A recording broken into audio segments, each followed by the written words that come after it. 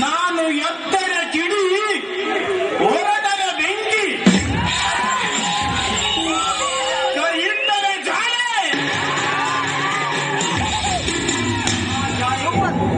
ಆ ಜೋಲೆಗೆ ಇನ್ನೊಂದು ಹೆಸರೇ ಈ ರಾಜ.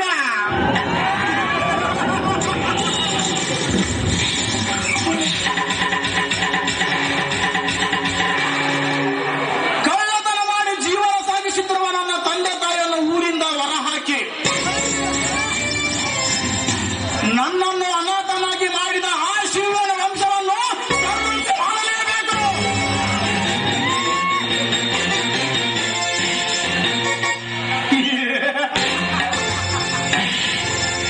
ಅದಕ್ಕಾಗಿ ನಾನು ಬಲೆ ಬೀಸಿಡಿದಿರುವ ಬೇಟೆ ಆ ರಘು ಮತ್ತು ಕಾಂಚನ.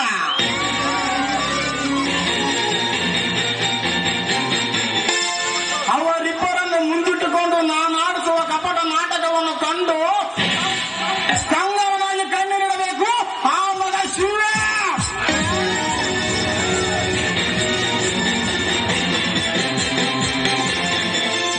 ಶಿವ, ನಮ್ಮ ಸೇಡಿನ ಕಿಡಿಗೆ ನಿನ್ನನ್ನು ಸುಟ್ಟು ನಂತರ ನಿನ್ನ ಹೆಂಡತಿಯ ಸೌಂದರ್ಯವನ್ನು ನನ್ನ ದಾಸಿನಾಗಿಟ್ಟುಕೊಂಡು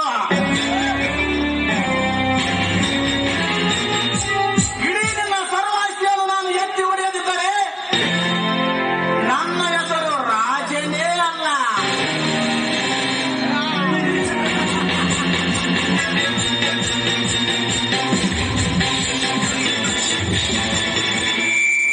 ಇವನು ರಾಜ, ಹುಡುಗಿಯರಿಗೆ ರೋಜ.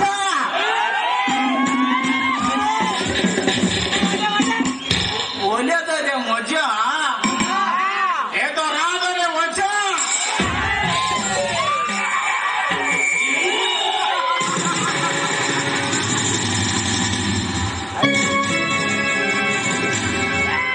ರಘು, ಕಾಂಚನ,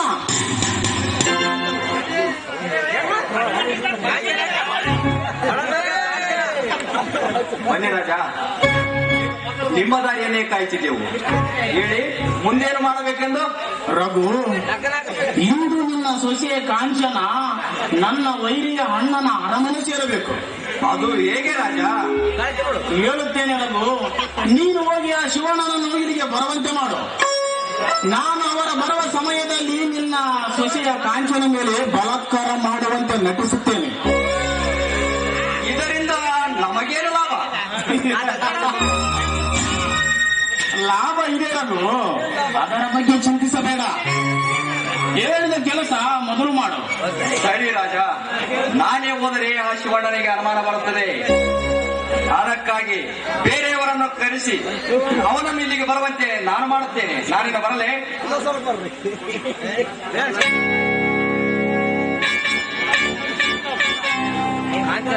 ರಾಜ, ನಾನು ಶಿವಣ್ಣನ ಮನೆ ಸೇರಿದ ಮೇಲೆ ಮುಂದೇನು ಮಾಡಬೇಕು? ಕಾಂಚನ, ಆ ಶಿವಣ್ಣನಿಗೆ ಇಬ್ಬರು ತಮ್ಮಂದಿರು.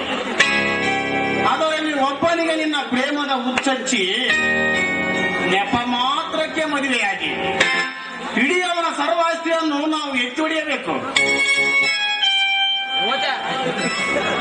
ನೋಡು ರಾಜ, ಈ ಕಾಂಚನ ಕೈ ಚಿಣಕವನ್ನು ಶಿವಣ್ಣನಿಗೆ ಆದಷ್ಟು ಬೇಗನೆ ಬಿಸಿಲಿನಲ್ಲಿ ಚಳಿ ಚಳಿ ಅನ್ನುವಾಗೆ ಮಾಡೇ ಮಾಡುತ್ತೇನೆ.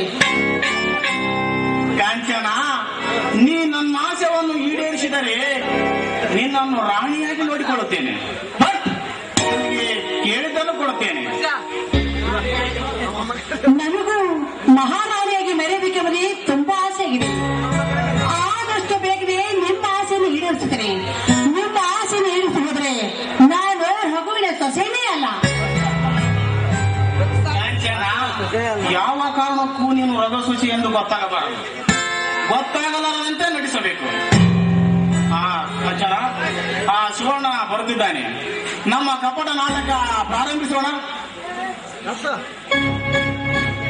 ಎಣ್ಣೆ, ಬಣ್ಣದ ಎಣ್ಣೆ, ಇನ್ನು ನನಗೆ ಕೆಟ್ಟದನ್ನು ಬಯಸುವ ಮಿಕ್ಕಿತು ನಿನ್ನ ಶೀಲದ ಗದ್ದೆ.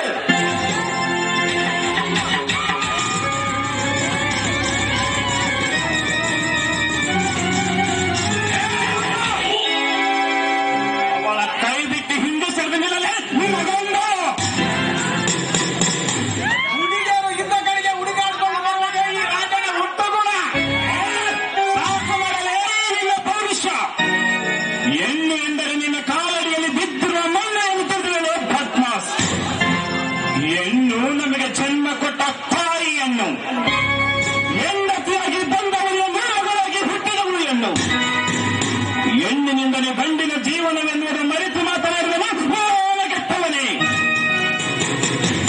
ಹೆಣ್ಣು ನಮ್ಮ ಬಾಯಿನ ಕಣ್ಣು, ಹೆಣ್ಣು ಸಮಾಜದ ಕಣ್ಣು, ಹೆಣ್ಣು ಹಾಗೆ ಶಕ್ತಿ ಅನ್ನೋದು ನಿನ್ನಂತ ಕತ್ತನ ಮಗಳಿಗೆ ಹೇಗೆ ತಿಳಿಯಬೇಕು? ಮರ್ಯಾದೆಯಿಂದ ಹೇಳ್ತೇನೆ, ಸುಮ್ಮನೆ ಅವರ ಕಾಲಿಗೆ ಬಿದ್ದು ಕ್ಷಮೆ ಕೇಳಿ. ಕ್ಷಮೆ ನೀನು ಹೇಳಿದಾಗ ಕ್ಷಮೆ ಕೇಳಲು ನಾನೇನು ಹೇಳಿ ಅಲ್ಲ. ನೀನು ಗಂಡು ಸ್ನಾನ ಮನಸ್ಸು ಮಾಡಿದರೆ ಇವಾಗ ನಿನ್ನ ಕಣ್ಣೆದುರಿಗೆ ಶೀಲವನ್ನು ಸುಟ್ಟು ಮುಚ್ಚು ಬಾಯಿ ದುರಂಕಾರಿ. ನಾಲಿಗೆ ನಾಗರಿಕತೆ ಹೇಳಿಕೊಡಬೇಕೆ ವಿನ ಅನಾಗರಿಕತೆಯನ್ನಲ್ಲ. ನಾಲಿಗೆ ಹಿಡಿತವಿರಬೇಕವನ ಹರಿತವಿರಬಾರದು. ಇನ್ನೊಂದು ಸಾರಿ ಇಂಥ ಕೆಟ್ಟ ವರ್ತನೆಯನ್ನು ಕಂಡಿದ್ದೆ ಆದ್ರೆ ನಿನ್ನ ತಂದೆ ತಾಯಿಯಂತೆ ನಿನ್ನನ್ನು ಕೂಡ ಈ ಊರಿನ ಹೊರಗಡೆ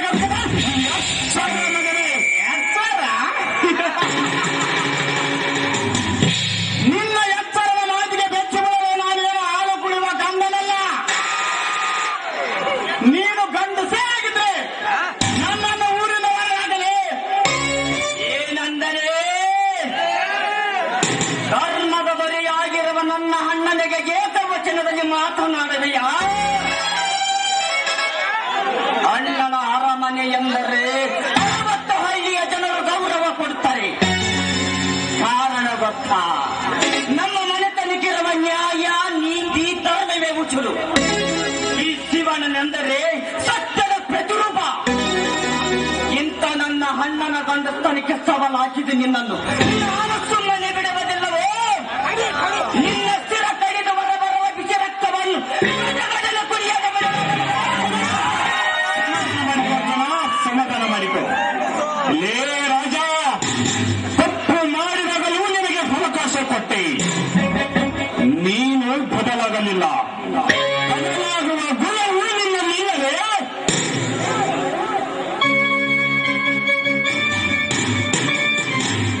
ಈ 1 ರೂಪಾಯಿ ಇರುವ ಬೆಲೆಯೂ ನಿನಗಿಲ್ಲ.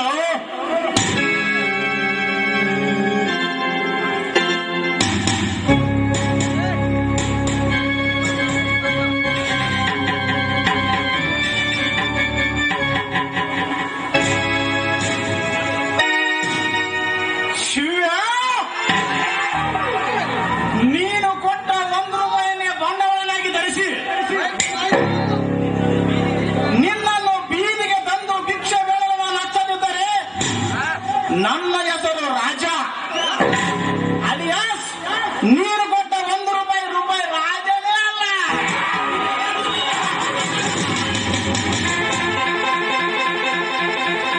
ಏ ರಾಜ, ಬಾಯಿ ಬಿಗಿ ಹಿಡಿದು ಮಾತನಾಡಲೇ ಹಂಸ ನನ್ನ ಮಗನೇ. ಸುಳ್ಳಿನ ಸಂತೆಯಲ್ಲಿರುವ ನೀನು ಸತ್ಯದ ಮಾರ್ಗದಲ್ಲಿರುವ ನನ್ನ ಅಣ್ಣನಿಗೆ ಸೋಲು ಬರುವ ಸಾಧ್ಯವಿಲ್ಲಲೇ? ಸಾಧ್ಯವಿಲ್ಲ.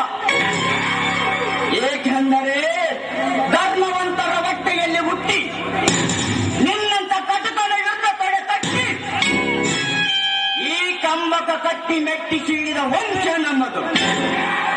ಹೀಗಿರುವಾಗ ಯಥೋಚಿತ ನಿನ್ನಂತ ಕುಣಿಯಿಂದ ನನ್ನ ಅಣ್ಣನಿಗೆ ಸೋಲೆ